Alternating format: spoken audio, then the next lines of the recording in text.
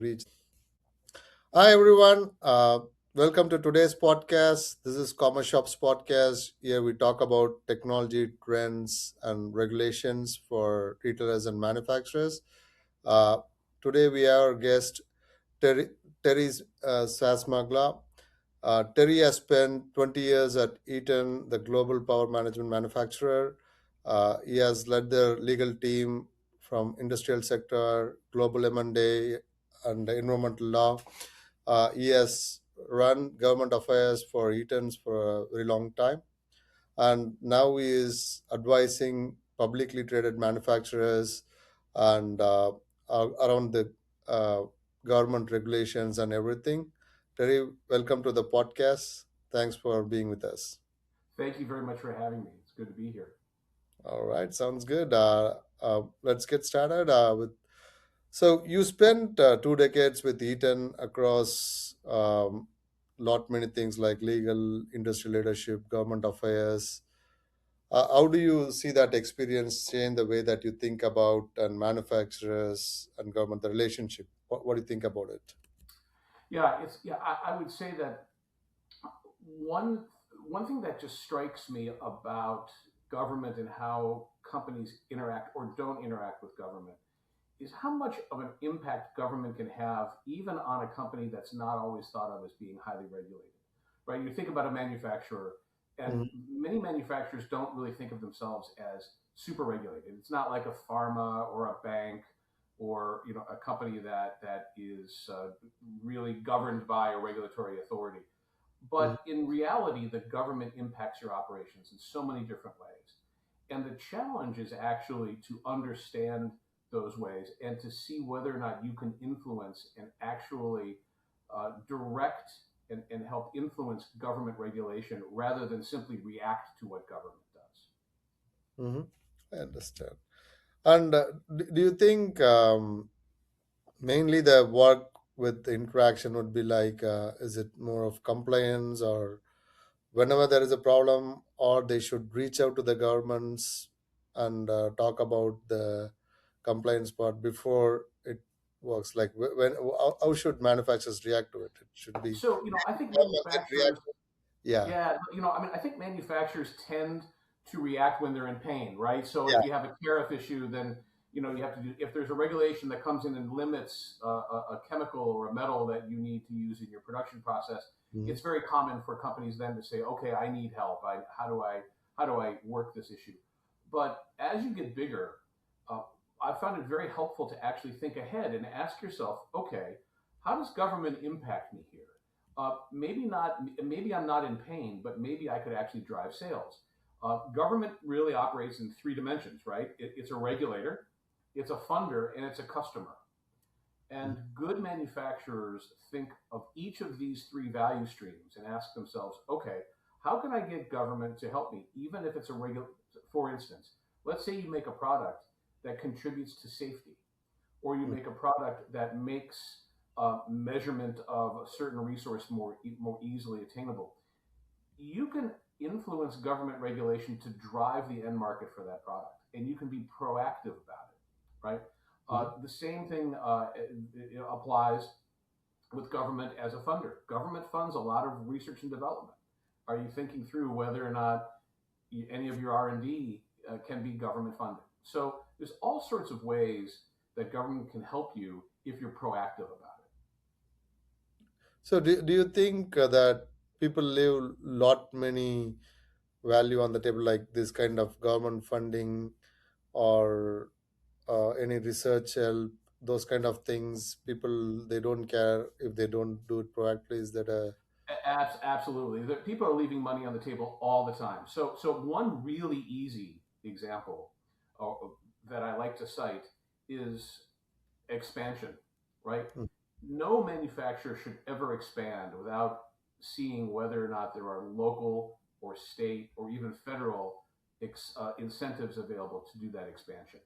Manufacturers manufacturers might not love government, but government loves manufacturers. There's nothing that an elected official likes more than walking through a manufacturing plant. And manufacturers actually don't realize that creating jobs is something that these politicians they want to do, and there are incentive dollars out there to help them do that. So if you have a just a very simple example, if you've got a plant that you want to expand, before you make that decision to expand, go and see whether or not there are tax incentives, or financing incentives available to help you with that expansion. Mhm. Is there any way like how should a CEO of a manufacturer should think like he should have some team to look out for it or because we work with a lot of manufacturers they tend to ask these kind of questions like should I have a separate team, should I have a consultant works on this, how do you think about this?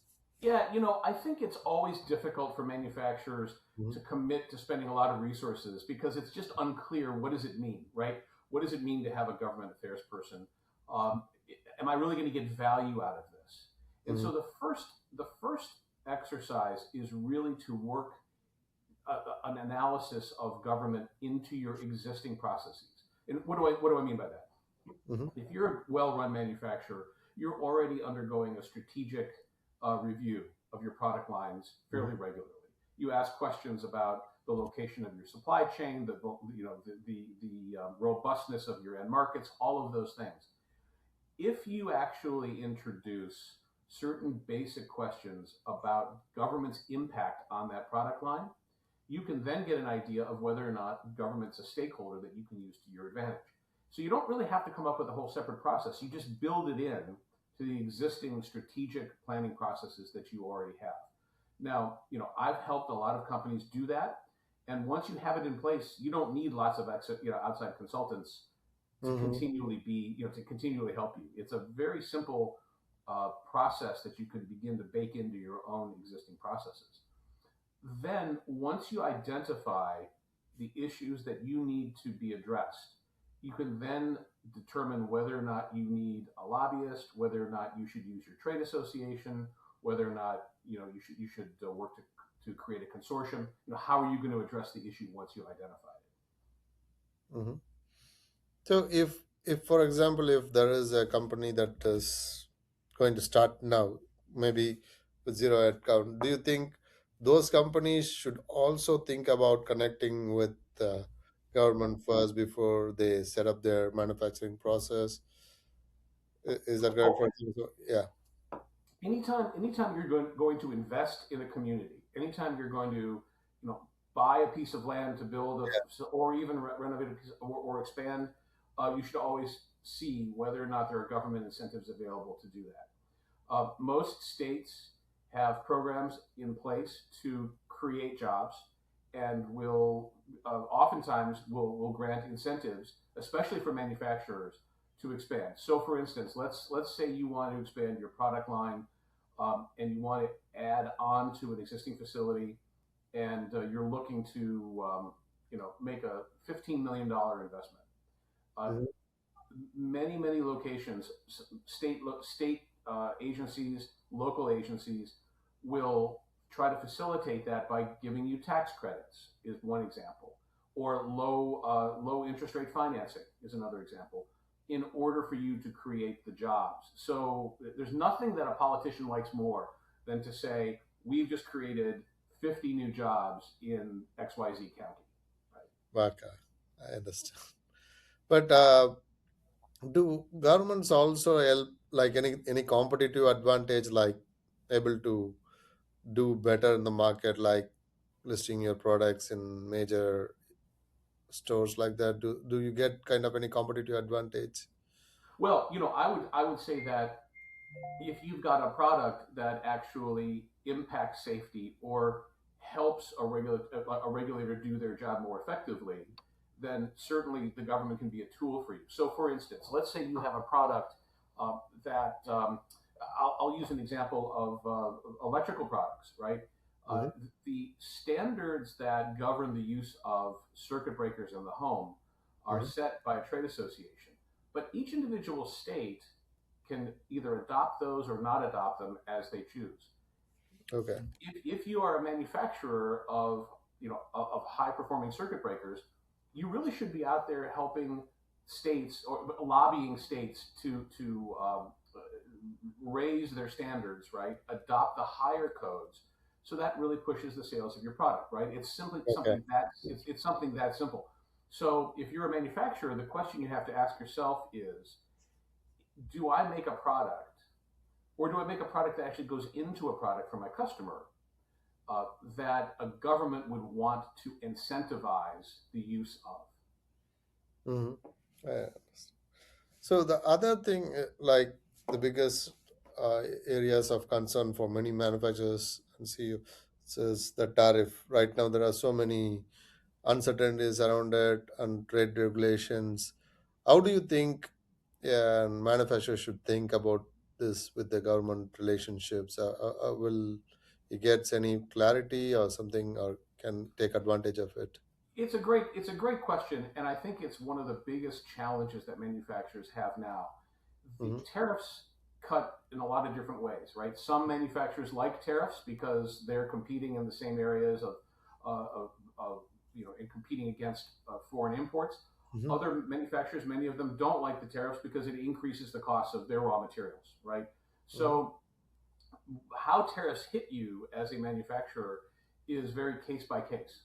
Hmm. What I have seen most effectively is really that this is where your trade associations really come in and help.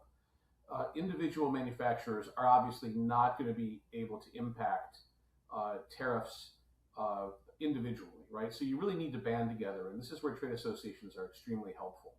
If you're a small to mid-sized manufacturer, you have to ask yourself, are my trade associations representing my interests in Washington and explaining effectively to the Department of Commerce what the impacts of these tariffs are? So, one example that I've seen used very effectively is situations in which there is no domestic content, there's no domestic production of a product that is being heavily tariffed from abroad. And oftentimes the Department of Commerce even is not even aware of that. Hmm. You need to be sure that your trade association is conveying to the Department of Commerce that it's impossible to actually procure this product domestically. And so the tariff isn't helping, is actually increasing costs Interesting. across the board without increasing any sort of US content whatsoever. So it's very case by case specific, but this is where your trade associations can be very helpful. Mhm. Even if somebody is manufacturing in US, and the tariffs are not are going to protect him, but still the raw materials are going to be imported from outside. So one way or other, you get a tariff on the manufactured product or on the imported raw material. It is going to be a very difficult one for. So how does that? Can that be changed or something with the Yeah, it's pretty tough again, because our current president likes tariffs, and so it's a hard argument sometimes to make. But what I've discovered is that it's important for you to tell your story, and it's Okay. important for you to convey to your member of Congress, Mhm. this is the impact that we're seeing from the tariffs. And I've seen this, by the way, Republicans or Democrats. Mhm. If you sit down with your local congressman and say, look, let me just give you an idea of tariffs and the impact it's having on my business. Mhm. People think sometimes that lobbying is trying to get a representative to vote the way you want them to vote, and that's really not the case. What's more important is that your representative understands the impact of the policies that are being imposed upon you. So if you are my congressman, I'm Mhm. not going to come here and tell you which way to vote on one bill or another. I'm just going to make sure you understand how my business is being impacted by the policies that are being implemented. So if I can't hire as many people because my costs have gone up and I can't pass that along, I want you to know that. I Mhm. want you to know that. Now, will you be able to do something immediately about it? Maybe, maybe not. But this is a long battle, right? And hopefully, at the end of the day, uh, you know, you will be well positioned to make the right choices when the opportunity arises. I understand. And the other thing that mostly our manufacturers ask is they operate globally. They sell in US, they sell in Europe, Asia. So does government position change when they operate globally? Like, do they provide more? restrictions or more incentives? How do the government see these kind of global operators, global manufacturers? Yeah, it just makes things more complex, right? Yeah, Because so much of the regulatory environment is local. It's country by country. yeah. It's state by state even. Mm-hmm. And so and this is where AI and technology can really help. Uh, you really need to understand the regulations that are impacting you in the jurisdictions that you're doing business. And what AI is allowing us to do now is to have a better understanding of that for more jurisdictions, and also to get an understanding of whether there's something you can do about it. So I would say that, in the past, it was very labor intensive and cost prohibitive to really have an in-depth analysis of all of the legislation that is that's impacting your business, the different regulations in different in different countries, et cetera. So oftentimes companies just decided, I just don't have the resources to track this. But that's changing now with AI. And one thing that I'm seeing companies do is using AI tools to become more aware of regulations that are impacting them, and whether they can actually affect those regulations and weigh in on regulatory changes. Mhm. Should they then deploy any AI-based AI chief legal officers whenever there's Yeah, I mean, I think it's a matter of I always love to use the phrase, "Is the juice worth the squeeze?" okay? And I think you have to understand exactly what the opportunity is, and what's at stake. So, for instance, there may be a regulation in Europe that's impacting you. Hmm. It's hindering your use of a specific chemical in a product. The question you have to ask yourself is this something that's focused only on, is it impacting only me, or is it my competitors as well? Because if it's your competitors as well, maybe it's not as big of an issue because you're all passing along that cost, or you're all dealing with the challenge, and it's not hurting you vis-a-vis your competitors. But it may be something that's affecting you specifically. And at that point, you then have to ask yourself, how do I influence this? What do I do about it? And the one thing that I would encourage manufacturers to do is not assume that they can't do anything about it. The biggest mistake manufacturers make is Yeah. that they treat government like the weather. It's something to be dealt with as opposed to impacted, right? Hmm. Then how do they react to it? Like, because as you see that a lot of policy changes happens every now and then, and they I understand that you have to communicate it to your congressman or so. What would be the best approach for someone to deal with these kind of policy changes and rules and everything? Mm-hmm. How do they react to it? Yeah, it's a great question. It depends on the issue, right? So the first step in the process is to identify, to really have a good understanding of what the issue is. What are you dealing with? And then you have to ask yourself how best to deal with this issue. Are we the tip of the spear on this, or is it a problem that a lot of my fellow manufacturers have as well? Let's assume it's an issue that is. I'll take an example. It's labor regulation in a country, right? So there's a country that's imposing really strict labor regulations, and it's pushing up your costs. Hmm. This is not something that you as a manufacturer would want to go and hire a lobbyist yourself to do, because it's a problem that's shared by all of the manufacturers in the country. So that's something that a trade association would be very effective in doing. And so it's very important that but there might be other issues that affect specifically you, because you make a very, very specific product that this one regulation impacts. That might be a situation where it might be worthwhile to hire a lobbyist and advocate for a regulatory change, right? Hmm. So the first step is to understand the problem. The second is to understand whether it's a shared problem or whether it's really something that's focused on you, and then you can decide how best to deal with Okay, I understand. The other thing is, how do you communicate these kind of changes? Like, should we take this to your the organization, to the employees, to make them understand about these kind of things? Is it needed or is it not required? Is it going to create more confusion? It's a great question, and it's one of the questions I get the most. Is how do you communicate what the government affairs function is doing, right? Yeah. Uh, and the answer to that is I would avoid. Now, this is going to sound a little bit odd, but I'd avoid falling into the metrics trap, right? So if you think about being a manufacturer, you're operating your business really on very, very quantifiable metrics, right? Mhm. You've got cost outs, scrap rates, efficiency rates, labor rates, your supply chain procurement, all of this data that's very, very quantitative, and you can tell whether you're doing well or not by this data. Government's a harder thing to measure, but just because it's harder doesn't mean it's not important.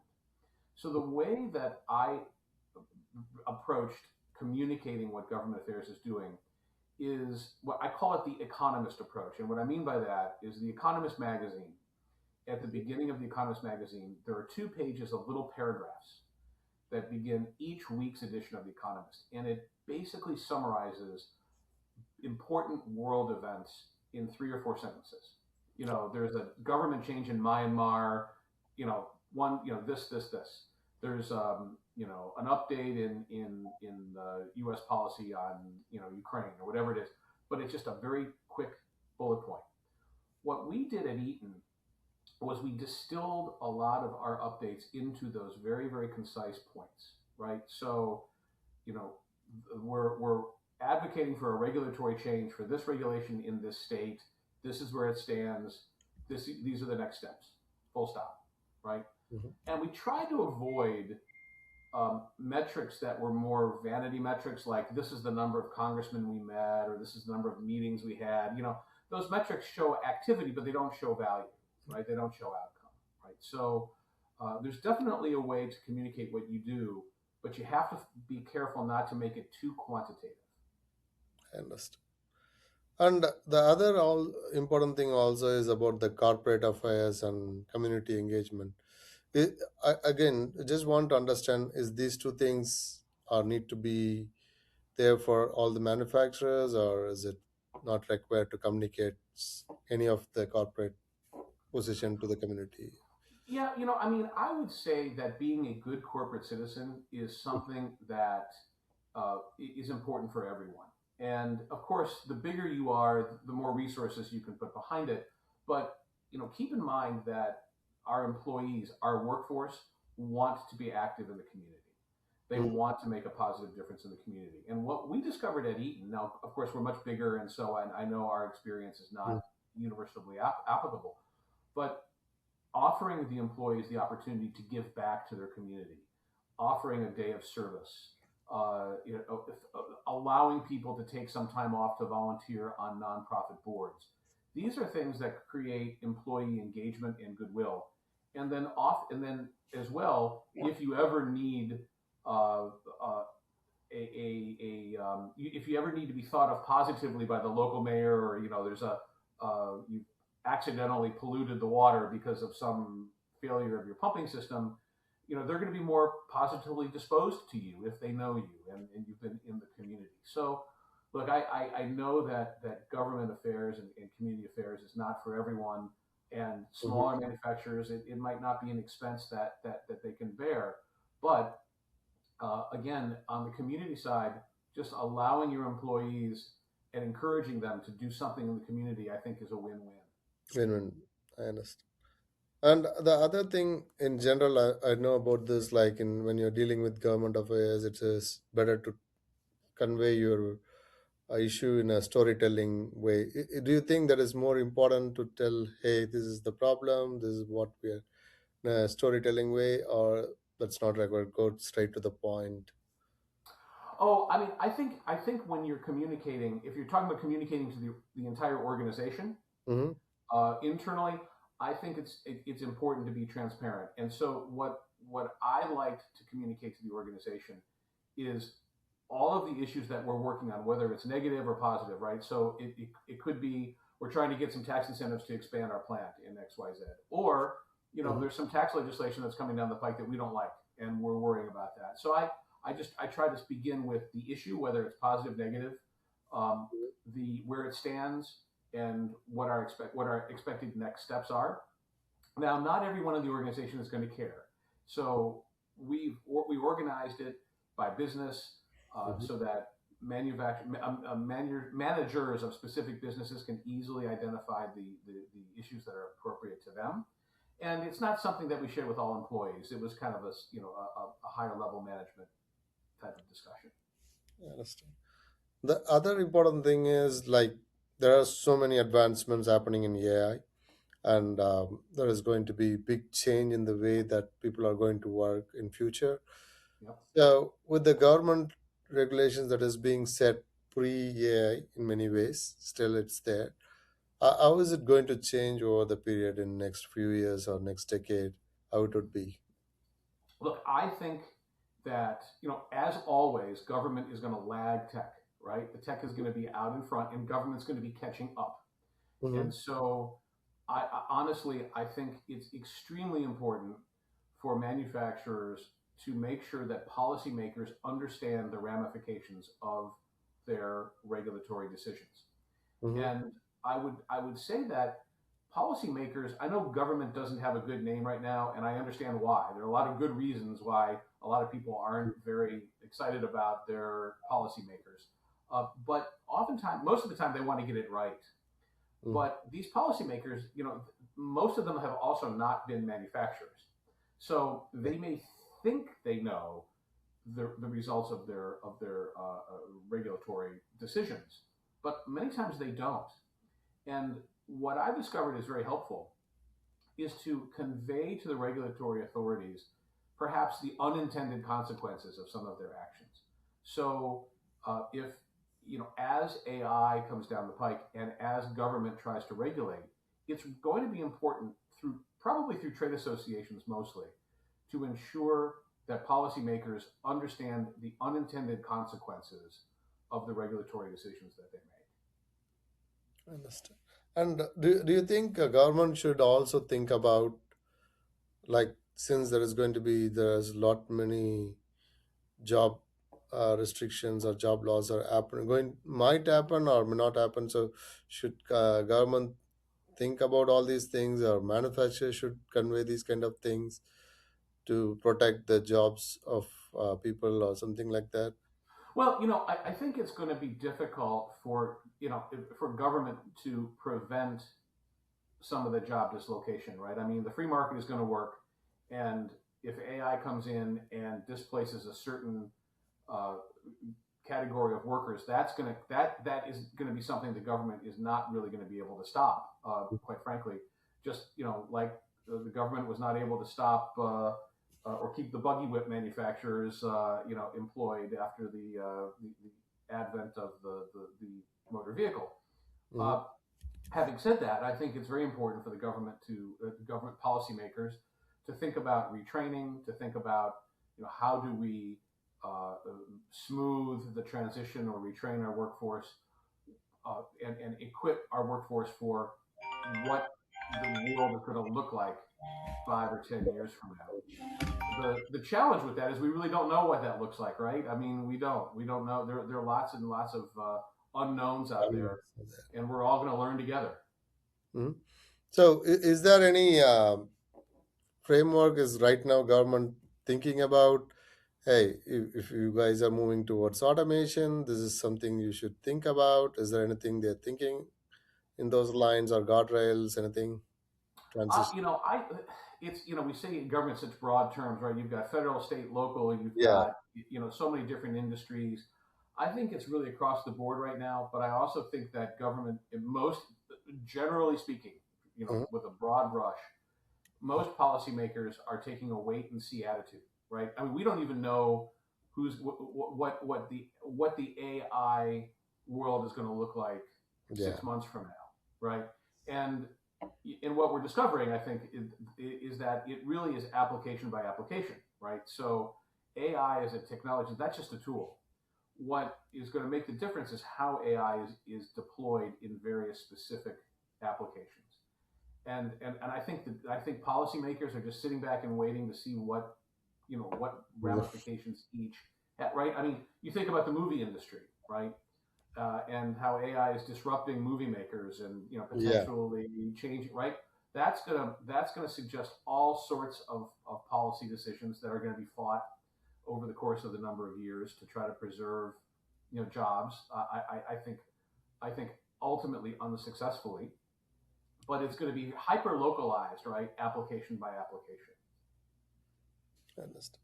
And do you think any like what kind of mistakes a manufacturing companies think make when they think about these kind of policies, government affairs? They generally make what kind of things that you generally observe? Yeah, I mean, again, I'd go back to the tendency to treat government like the weather, where manufacturers assume they just don't have the ability to impact the decisions that are being made. And I understand why. If you're a manufacturer and you're sitting in Cleveland, Ohio, where I am, uh, it, it, it you look at yourself and say, "Geez, I'm not a big multinational company. Yeah. What difference can I make?" But the fact is that there are trade associations that speak for manufacturers, and it's incumbent upon manufacturers to take the time to share their stories with the policymakers. And so, I have, if I had a nickel for every time I had an elected representative thank me for helping them understand the impact of their regulation on the broader economy, it'd be pretty significant. And so manufacturers need to think about being proactive. Now, I know that their jobs are to make product, get product out the door. They don't have a lot of time to talk politics. I completely understand that, right? But Mhm. taking an active role in your trade association, your local chamber of commerce, getting to know your local, even your state representatives, uh, little things that don't take a lot of effort or money really are important to engage with. So for a small company who is doing just 50 million, do you think they should have a separate team, or when do you think like, hey, this is the time they should have a separate team or anything like that? I don't think they need a separate team unless they've identified issues that they believe could really add value to the business. I think what companies should do is have a process by which they ask a few basic questions. So the first step is to ask a few basic questions about your business. Mhm. Number one, does government regulate what my end markets? Right? Is there an end market regulation that can either help or hurt the sale of my product? Right? Mhm. Number two, uh, is does government buy my product? Right? Or either federal, state, local? Is there a market that the government is creating for my product and purchasing them? Or, by the way, are they purchasing products from my customers, which then indirectly help me, right?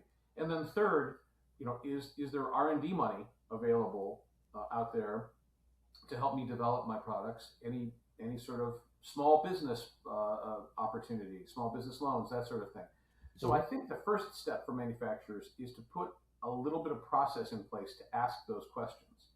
Mhm. Once you get the answer to those questions, you'll have a better idea of whether or not you need to create a team, right? You don't want to create a team just to create a team. But if you come in and say, my products are very, very important in this specific application that the government regulates very heavily. And if we were to invest in a lobbyist or someone to work the government on this issue, it might be very valuable, right? So you make that decision once you understand the potential value add. Is there any specific industry that you think they should have this kind of thinking about in your experience? Hey, you should definitely have this kind of Well, it's if again, if you're highly specialized and the government regulates you, you already have it, right? So again, I always use the example of pharma, drama. Mhm. pharmaceuticals. If you're a bank, you're licensed to operate, airlines, all of those things. Uh, I think it becomes a little harder when you traditionally don't think of yourself as being heavily regulated. You're just making widgets. You're making products that are sold to others that incorporate them into their end products. It's harder to tell, and so but I've had situations in which a manufacturer of a specific product didn't recognize, or well, acknowledged that their end consumer was Mhm. selling into the safety market, and that if we were able to convince the government to raise their safety standards, we could generate a lot more sales of this very basic product that seemed like a commodity. And so the first step was to ask that question, right? And once they said, geez, if we could get the government to actually mandate the use of this product in all of these applications, we could sell a lot more of these products Yeah. to our customer. Mhm. And that's not self-evident, but again, if you bake it into your strategic planning process, if you just ask those questions, it can really uncover some potential opportunities. Mhm. So a manufacturer should think these in future. I'm asking about with governments also trying to help. Do you think they would become think government as an strategic partner in future, or is it something they will be a regulator? Oh, I think they're absolutely strategic partners. So let's take a step back and think about stakeholders for your business, right? Mhm. So businesses have folks dedicated to taking care of important stakeholders. We have HR departments for our employees. We have sales for our customers. We have supply chain and procurement for our suppliers. Uh, but government's a huge stakeholder, right? Again, they regulate, they fund us, they buy stuff from us, and they hit us federal, state, local, international. They're a very, very important stakeholder in what we do. And yet, companies don't always put the same amount of process around managing those stakeholders, right? So, you think about government affairs in some ways as marketing, but you're marketing to a specific group of stakeholders. Mhm. I tell this to my small privately or my small publicly traded clients all the time. Mhm. You've got an IR department, right? Investor relations. What is your job? To tell your company's story to the analyst community, so the analyst community understands why your company's poised for success. Are you doing that with your government stakeholders as well? Are you marketing the same way? Do they know the story? If you ran into your congressman, would they be able to tell, I'm really proud of this company because they're doing X, Y, and Z? And again, even if you're smaller, that basic marketing is really important. Hmm, interesting. So one last question would be like, if you are advising a manufacturing CEO, what would be your advice? Hey, this is how you build for government relations, the strategic things, and everything for the next few years. What would be your advice? So my advice would be don't feel that you need to get all the answers right away. Hmm. Start small and then just incorporate some basic, in a sense, due diligence strategic planning questions into your strategic review and then see where it goes. It very well may be, we're making a commodity product, it's not heavily regulated, we really don't need to spend the effort on it. That's fine. But just by asking a specific set of questions around your product lines built into your existing processes, right? I don't want to create something that's a different process or more burden on the business. But as you're going through your product line analysis, which you probably are doing every year, just incorporate a certain set of questions about government, and maybe it'll reveal to you that there's an opportunity to use government to add value, right? And then if you have, then we can decide what you do from there. In other words, does it? If you identify those opportunities, we can then answer the question: how is the best way to address those opportunities? Even if somebody is not even in the expansion, they're just going to run the existing operations, your advice would be to start asking some questions and think about this. Right, right, absolutely. Just ask the basic questions. Right. The first step is to ask the basic question. Hmm. I understand. All right, Terry. Thanks for your time. I hope this session is effective for everyone, and we'll reach out to you. I think there is going to be lot many policy changes in coming months. Would be happy to connect with you on those things. Indeed, Satish, thank you very much for the opportunity to join you. This is a lot of fun. Thank you. Thanks, Terry. Have a great day. You too. Take care.